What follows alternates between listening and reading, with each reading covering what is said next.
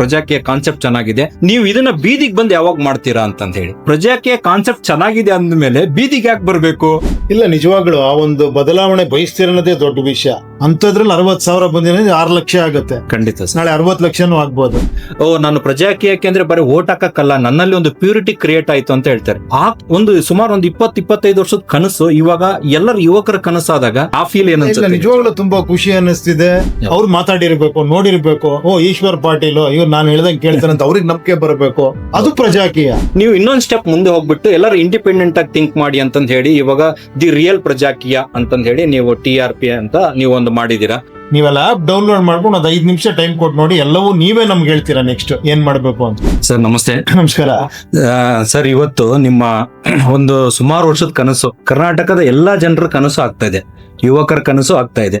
ಇವಾಗ app introduce ಮಾಡಿದ್ರಿ, ಎಲ್ಲರೂ ಇಂಡಿಪೆಂಡೆಂಟ್ ಆಗಿ ಥಿಂಕ್ ಮಾಡ್ಬೇಕಂತ ಹೇಳಿದ್ರಿ, ಅದಕ್ಕೆ ತುಂಬಾ ಜನ ಇವಾಗ ಸಪೋರ್ಟ್ ಮಾಡ್ತಾ ಇದ್ದಾರೆ. ಇವಾಗ ಈ ಮೂಮೆಂಟ್ ಅಲ್ಲಿ ನಿಮ್ಗೆ ಏನ್ ಅನ್ನಿಸ್ತಾ ಇದೆ ಸರ್? ಇಲ್ಲ, ನಿಜವಾಗ್ಲು ಆ ಒಂದು ಬದಲಾವಣೆ ಬಯಸ್ತಿರೋದೇ ದೊಡ್ಡ ವಿಷಯ.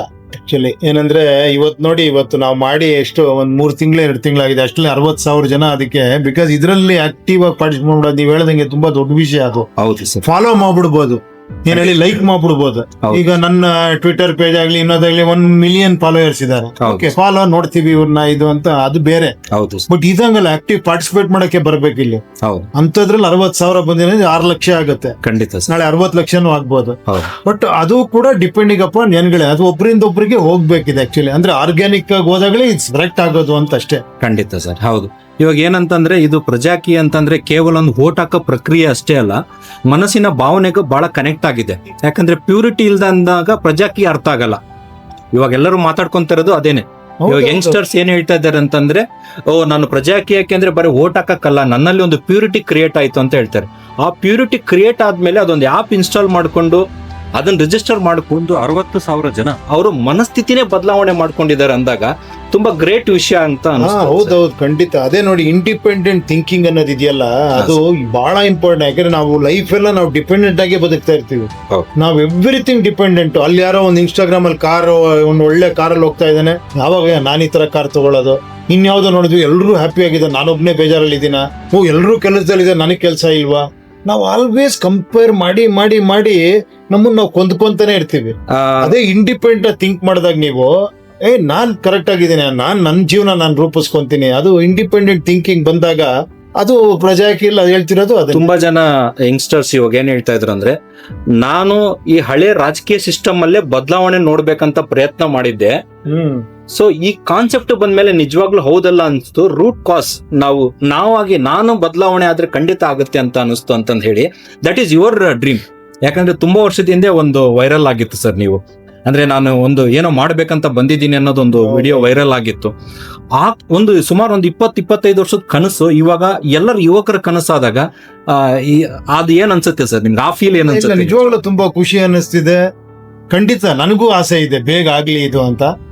ಬಟ್ ಬೇಗಾಗಿ ಏನ್ ಹೇಳಿ, ಅದು ತಳ ಭದ್ರ ಇಲ್ದೆ ಬೇಗ ಆಗ್ಬಾರ್ದು ಅದು. ಖಂಡಿತ. ಸೊ ಅದಕ್ಕೂ ಆ ದಾರಿಲಿ ನಾನು ಹೋಗ್ತಾ ಮನಸ್ಥಿತಿನೇ ಬದಲಾವಣೆ ಆಗೋದಲ್ಲ. ಯಾಕಂದ್ರೆ ಅದು ಸ್ಲೋ ಆಗಿ ಆಗ್ಬೋದು, ಗೊತ್ತಿಲ್ಲ. ಯಾಕಂದ್ರೆ ನಾನು ಅದನ್ನೇನಾದ್ರೆ ಬೇಗ ಮಾಡಕ್ ಹೋದೆ ಅನ್ಕೊಳ್ಳಿ, ನಾನು ತಪ್ಪು ದಾರಿ ಹಿಡಿತೀನಿ.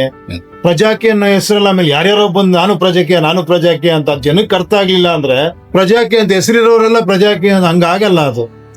ಯಾಕಂದ್ರೆ ಜನ ಡಿಸೈಡ್ ಮಾಡೋಕೆ ಇವ್ನು ಪ್ರಜಾಕೀಯನ್ನ ಇಲ್ವೋ ಅಂತ. ಅವ್ರು ಮಾತಾಡಿರ್ಬೇಕು, ನೋಡಿರ್ಬೇಕು, ಈಶ್ವರ್ ಪಾಟೀಲ್ ಇವ್ರು ನಾನು ಹೇಳ್ದಂಗೆ ಕೇಳ್ತಾನೆ ಅಂತ ಅವ್ರಿಗೆ ನಂಬಿಕೆ ಬರಬೇಕು.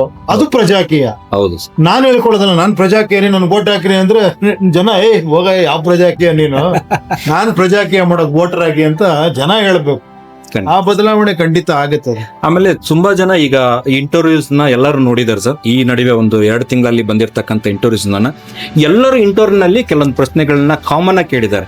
ಸೊ ಹೆಂಗೆ ಅಂತಂದ್ರೆ, ನಿಮ್ ಕಾನ್ಸೆಪ್ಟ್ ತುಂಬಾ ಚೆನ್ನಾಗಿದೆ, ಪ್ರಜಾಕೀಯ ಕಾನ್ಸೆಪ್ಟ್ ಚೆನ್ನಾಗಿದೆ, ನೀವು ಇದನ್ನ ಬೀದಿಗೆ ಬಂದು ಯಾವಾಗ ಮಾಡ್ತೀರಾ ಅಂತಂತ ಹೇಳಿ. ಇದು ಎಲ್ಲರೂ ಅಂದ್ರೆ ನನಗ್ ಪರ್ಸನಲ್ ಆಗಿ ಟಚ್ ಇರೋರೆಲ್ಲ ಏನ್ ಕೇಳ್ತಾರೆ ಅಂದ್ರೆ, ಪ್ರಜಾಕೀಯ ಕಾನ್ಸೆಪ್ಟ್ ಚೆನ್ನಾಗಿದೆ ಅಂದ್ಮೇಲೆ ಬೀದಿಗೆ ಯಾಕೆ ಬರ್ಬೇಕು? ಈ ಕಾನ್ಸೆಪ್ಟ್ ಇರೋದೇ ಬೀದಿಗೆ ಬರಬಾರ್ದು ಅಂತ, ಎಲ್ಲರಿಗೂ ತೊಂದರೆ ಆಗಬಾರ್ದು, ಇನ್ವೆಸ್ಟ್ಮೆಂಟ್ ಆಗಬಾರ್ದು ಅಂತ. ಕಾಂಟ್ರಾಡಿಕ್ಟ್ ಆಗೋದು ಅವರು ಇದಕ್ಕೇನೆ ಅವರೇ. ಸೊ ಇದು ಎರಡು ತದ್ವಿರುದ್ಧವಾದ ಪದಗಳು ಅಂತ ಎಲ್ಲರೂ ಹೇಳ್ತಾ ಇದ್ದಾರೆ, ಅಂದ್ರೆ ಯೂತ್ಸ್ ಹೇಳ್ತಾ ಇದ್ದಾರೆ. ನನಗೆ ತುಂಬಾ ಜನ ಫೋನ್ ಮಾಡಿದವರು ಯಾಕೆ ಈ ತರ ಪ್ರಶ್ನೆ ಕೇಳ್ತಾ ಇದ್ದಾರೆ, ಇಷ್ಟ ಆದ್ಮೇಲೆ ಬೀದಿಗೆ ಯಾಕೆ ಬರ್ಬೇಕು ಅಂತ. ಇದ್ರ ಬಗ್ಗೆ ನಿಮ್ಮ ಅಭಿಪ್ರಾಯ ಏನು ಸರ್? ನೋಡಿ ಅಲ್ಲೇ ಆನ್ಸರ್ ಇದೆಯಲ್ಲ, ಜನನೇ ಕೊಡ್ತಾ ಇದ್ದಾರೆ ಅಂದ್ರ ಮೇಲೆ. ಈಗ ಮೋಸ್ಟ್ ಆಫ್ ದಿ ಇದು ಪಾಪ ನನ್ಗೆ ಯಾರೋ ಒಬ್ರು ಮೊನ್ನೆ ಇಂಟರ್ವ್ಯೂ ಮಾಡಕ್ ಬಂದವರು ಹಂಗೆ ಹೇಳ್ತಾ ಇದ್ರು, ಸರ್ ನಿಮ್ ಹತ್ರ ಇಂಟರ್ವ್ಯೂ ಮಾಡ್ರೆ ನಾವು ಟ್ರೋಲ್ ಆಗ್ಬಿಡ್ತೀವಿ ಸರ್ ಅಂತ. ನಮ್ಮನ್ನೇ ಜಾಸ್ತಿ ಟ್ರೋಲ್ ಮಾಡ್ತಾರೆ ಎಲ್ಲರೂ, ನಮ್ಗೆ ಇದ್ ಮಾಡ್ತಾರೆ ಅಂತ. ನಾನು ಹೇಳಿದಿಲ್ಲ, ನಾವು ಅವ್ರು ಪಾಪ ತುಂಬಾ ಇದಾಗಳು, ನಾ ಯಾಕೆ ಇದನ್ನ ಕೇಳ್ತೀವಿ ಅಂದ್ರೆ ಜಾಸ್ತಿ ಸ್ವಲ್ಪ ಕನ್ಫ್ಯೂಷನ್ ಇದ್ರೆ ಕ್ಲಾರಿಫೈ ಮಾಡೋದಕ್ಕೆ ಅಂತ.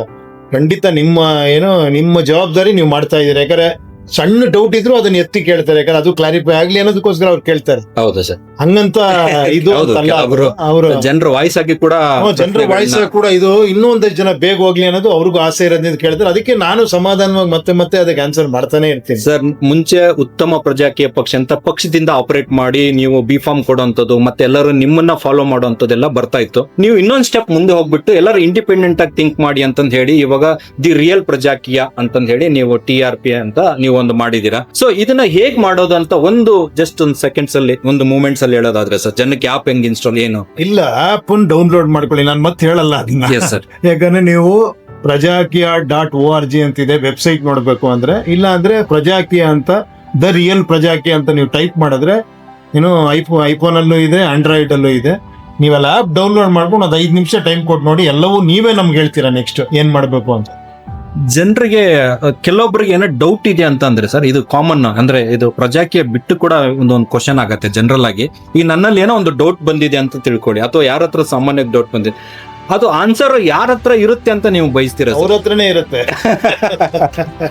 ಎಲ್ಲಿ ಡೌಟ್ ಬರುತ್ತೋ ಸರ್ ಅಲ್ಲೇ ಆನ್ಸರ್ ಇರುತ್ತೆ. ಯಾಕಂದ್ರೆ ತುಂಬಾ ಜನ ಏನಂತಂದ್ರೆ ನಿಮ್ಮಿಂದ ಡೌಟ್ ಅನ್ನ ಕ್ಲಿಯರ್ ಮಾಡಕ್ಕೆ ಬಯಸ್ತಾ ಇದಾರಲ್ಲ, ಅವ್ರಿಗೆ ಏನಂದ್ರೆ ನಮ್ಮಲ್ಲಿ ನಾನು ಕಾಸು ಕಳ್ಕೊಂಡು ಇನ್ನೊಬ್ರ ಮಲ್ಲಿ ಹುಡುಕ್ದಂಗೆ ನಾನ್ ಕಳ್ಕೊಂಡಿರೋದು ಇಲ್ಲಿ ಅಲ್ಲೇ ಹುಡುಕ್ಬೇಕಷ್ಟೇ.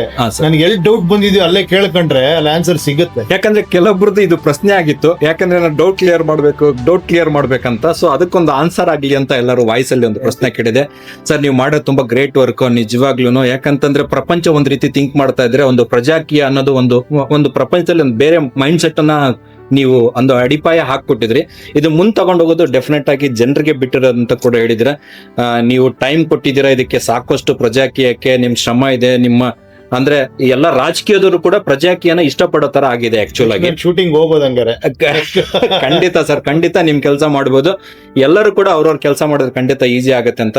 ನಿಮ್ ಟೈಮು ಈ ಪ್ರಜಾಕೀಯ ಕೊಟ್ರೆ ನಮ್ ಕಾನ್ಸೆಪ್ಟ್ಗೆ ಎಲ್ಲ ತುಂಬಾ thank you sir. Thank you so much. Thank you. ಪ್ರಜೆಗಳಿಂದ ಪ್ರಜಾಕೀಯ, ಪ್ರಜೆಗಳಿಗಾಗಿ ಪ್ರಜಾಕೀಯ, ಪ್ರಜೆಗಳಿಗೋಸ್ಕರ ಪ್ರಜಾಕೀಯ, ಮಟ್ಟ ಹಾಕಲು ರಾಜಕೀಯ, ನಮ್ಮಿಂದ ನಮಗಾಗಿ